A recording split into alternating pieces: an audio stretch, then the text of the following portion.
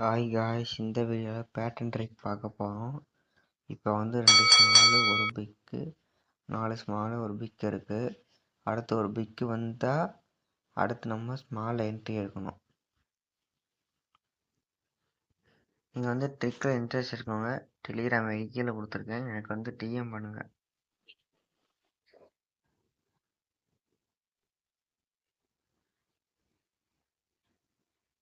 Guys, ஒரு பிக்கு வந்துட்டு சொன்ன மாதிரி அடுத்து ஸ்மால் நம்ம என்ட்ரி எடுக்கணும்.